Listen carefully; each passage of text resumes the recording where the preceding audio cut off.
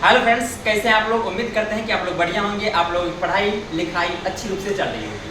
चलिए, आज हम आपको क्लास 11 कॉम्प्लेक्स नंबर की एक छोटा सा टॉपिक है, cube roots of unity. Topic का नाम है, फिर चैप्टर का नाम लिख देते हैं कॉम्प्लेक्स नंबर।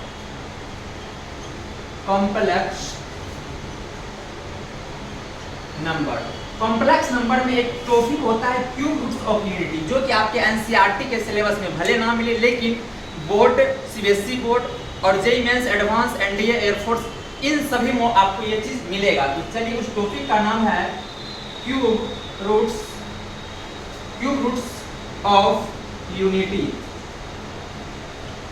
इकाई का घनमूल। इकाई मतलब क्या होता है बबुआ? आप कहोगे इकाई मतलब एक होता है, तो एक का हमें घनमूल निकालना है। घनमूल और वर्गमूल आप जानते होंगे कि जब अपने पास 4 का वर्गमूल पूछता था तो हम कहते थे 2। आपसे पूछा जा रहा था 9 का वर्गमूल तो आप कहते थे 3। लेकिन यदि आपको कहा जाता था कि 8 का घनमूल बताने के लिए यहाँ पर 3 रहता था। यहाँ पर कितना रहता था? 3।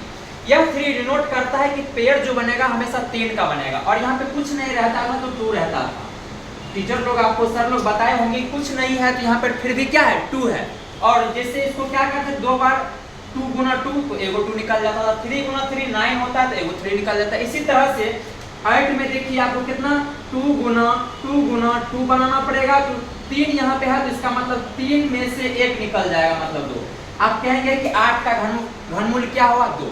लेकिन हम कहते हैं ये जो आप पढ़े हैं 8 का घनमूल सिर्फ 2, ये गलत है। हम इसी तरह से इकाई का घनमूल पढ़ेंगे और उससे आगे भी नंबर का घनमूल पढ़ेंगे। सबसे पहले देखते हैं क्यूब रूट्स ऑफ यूनिटी में कितना उसका क्यूब रूट्स निकलेगा। तो चलिए स्टार्ट करते हैं। यानी कि हम कहना चाह रहे हैं आपको 1 का क्या निकालना पड़ेगा? घनमूल। ये निकालने के लिए आप क्या कर लीजिए, इसी को मान लीजिए x। क्या मान लेते हैं? इसी को हम इसी को लेट कर लेते हैं x।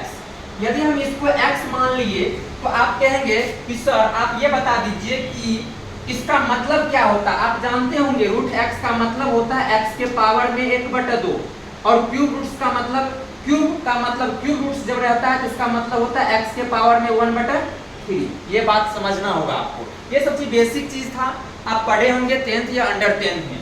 चलिए हम दोनों तरफ बताइए, आप इसको क्या लिख सकते हैं? आप कहेंगे सर इसको लिख सकते हैं 1 के पावर में 1/3 लिख सकते हैं क्या? यस, बिल्कुल लिख सकते हैं, क्योंकि x का क्यूब को कैसे लिखते हैं? x के पावर में 1/3। तो 1 के क्यूब रूट्स को कैसे लिखेंगे? 1 के पावर में 1/3। अब देखिए दोनों तरफ हम क्यूब कर देते हैं।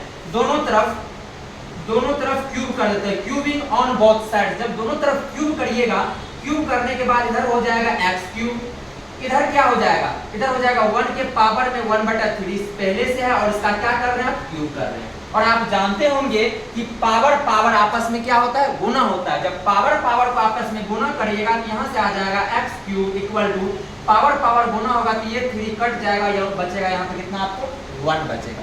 अब आप इसको आगे बढ़ाइए, यहाँ से हो जाएगा x क्यूब माइनस 1 बराबर 0। आप इसको बना सकते हैं इस फॉर्मेट पे x क्यूब माइनस 1 का क्यूब, क्योंकि 1 का क्यूब करिए 1 का पावर 4 करिए 1 ही होता है, लेकिन हम फार्मूला बनाने के लिए लिख दिए a cube minus b cube. आप जानते होंगे कि a cube minus b cube क्या होता है। तो a cube minus b cube का फार्मूला होता है a plus a minus b into a square plus b square plus ab। ये होता है आपका क्या? फार्मूला। तो आप यहाँ से बैठा दीजिए तो ये हो जाएगा x minus 1 into X square, a square लिख दिए। अब b स्क्वायर लिखना है, मतलब 1 का स्क्वायर लिखेंगे 1 स्क्वायर प्लस ab, x गुना 1। यहाँ से आप आगे बढ़ाएंगे तो आप x minus 1 into X square plus x plus 1 equal to 0 चलते जा रहा है। अब बताइए यहाँ से हमें क्या करना पड़ेगा? इसको भी एक बार 0 करना पड़ेगा, एक बार इसको भी 0 करना पड़ेगा। चलिए करते हैं। तो आप बोलेंगे x माइनस 1 बराबर 0 किए तो x बराबर कितना आ गया बबुआ? 1 आ गया। मतलब cube roots of unity x का जो मान हुआ पहला 1 आया। अब देखते हैं इसको भी 0 करके, तो आप कहेंगे x square plus x plus 1 बराबर में 0। इसको देखिए, गुणनखंड संभव नहीं है। यहाँ पे गुणनखंड जब संभव नहीं होता था 10th क्लास में, तो हम डिस्क्रिमिनेंट डी वाला फार्मूला लगाते थे। तो पहले डी निकाल लेते हैं, बोलेंगे बी स्क्वायर माइनस में 4ac, ये फार्मूला होता है। डी बराबर हो गया 1 का स्क्वायर माइनस 4 गुना 1 गुना 1, ये हो जाएगा बबुआ 1 माइनस 4 यानी कि -3। आप d का मान देखिए निगेटिव आ गया। आपको पता है कि d का मान जब निगेटिव हो जाता है तो कोई रियल रूट्स नहीं होता है। आप 10th क्लास में जब ऐसा इक्वेशन आता था, सोल्व करते थे तो हम छोड़ देते थे, रूट्स नहीं निकालते थे। लेकिन हम अब कॉम्प्लेक्स नंबर में पढ़ चुके हैं कि निगेटिव भी यदि d आ जाएगा तो हम क्या करेंगे, रूट्स निकाल सकते हैं। तो आप लिखेंगे x का मान कैसे निकालते हैं, -b plus minus under root d बटे क्या 2a। माइनस b का मतलब क्या समझे, माइनस b मतलब माइनस में 1 plus minus under root b minus 3 बटे कितना 2 गुना 1। यहाँ से देख लीजिए आपको आ जाएगा, यहाँ से आ जाएगा आपको क्या, यहाँ से आ जाएगा माइनस में 1 प्लस माइनस रूट अंडर 3। ये माइनस के बदले में क्या लिखेंगे, आयोटा लिखिएगा बटे क्या हो जाएगा 2। यहाँ से दो रूट्स हुआ, एक प्लस में लेंगे एक माइनस में लेंगे। तो यहाँ से लिखिएगा आप x बराबर आ गया -1 प्लस रूट 3i बटे 2, और दूसरा रूट हो जाएगा x equal to -1 minus root 3i बटे 2। अब देख लीजिए क्यूब रूट्स ऑफ यूनिटी कितना हो गया, 1 हो गया, और -1 प्लस रूट 3i आयोटा बटा 2, और क्या हो गया -1 माइनस रूट 3 आयोटा बटा 2। यानी कि हम कहेंगे क्यूब रूट्स ऑफ यूनिटी।